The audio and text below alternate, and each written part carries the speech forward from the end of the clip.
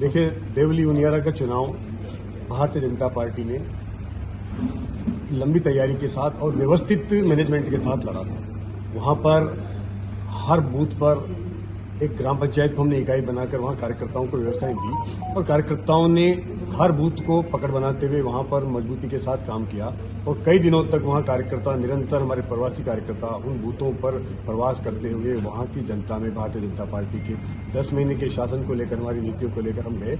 और जिस तरह से माननीय मुख्यमंत्री जी ने इस बार के बजट में जो हर विधानसभा, राजस्थान की 200 विधानसभाओं में जो बजट दिया, उसका भी वहां पर असर देखने को मिला कि चाहे यहां से मुख्य चुनाव में कांग्रेस प्रत्याशी विजय राव, लेकिन जब बजट आया तो वहां कोई भेदभाव नहीं किया गया, बल्कि वहां प्राथमिकता के साथ वहां की आवश्यकताएं जो थी, मुख्य आवश्यकताओं की पूर्ति की गई। और कई तो ऐसी आवश्यकताएं थी जो पिछले 30-40 साल से पूरी नहीं हो रही थी। दूर क्षेत्र की वहां भी सड़कों का एक बड़ा बजट 70 करोड़ का दिया। उससे एक तरफा वहां बीजेपी के पक्ष में माहौल था और वो शुरू से ही लग रहा था एक हमारा उम्मीदवार जनता की अपेक्षाओं पर, जो जनता की आवाज पर जो उम्मीदवार पार्टी ने दिया, उसके प्रति भी आम जन का रुझान था। और निश्चित रूप से उसी का नतीजा है कि मैं समझता हूं कि जितने भी वोटों से राजेंद्र गुर्जर को जितने वोट मिलेंगे, सारे उम्मीदवारों की वोट मिला दो तभी वो उससे ज्यादा वोटों से जीतेगा। इतना वहां अंतर से चुनाव हमने व्यवस्थित रूप से लड़ा है और सबसे ज्यादा विवादित चुनाव भी वहीं का रहा।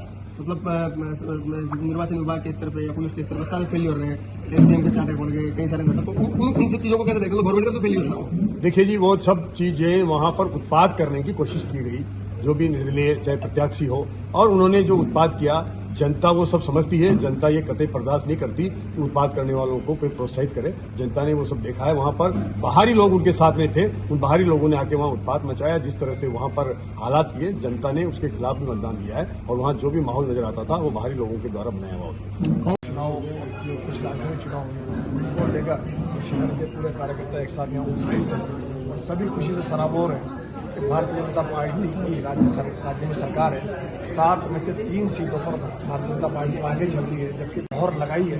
और विकसित भारत के लिए पूरे देश की जनता ने, महाराष्ट्र में, राजस्थान में, यूपी ने, सबने वोट दिया। निश्चित ही मोदी के नेतृत्व में भारत विकसित भारत का सपना पूरा करेगा।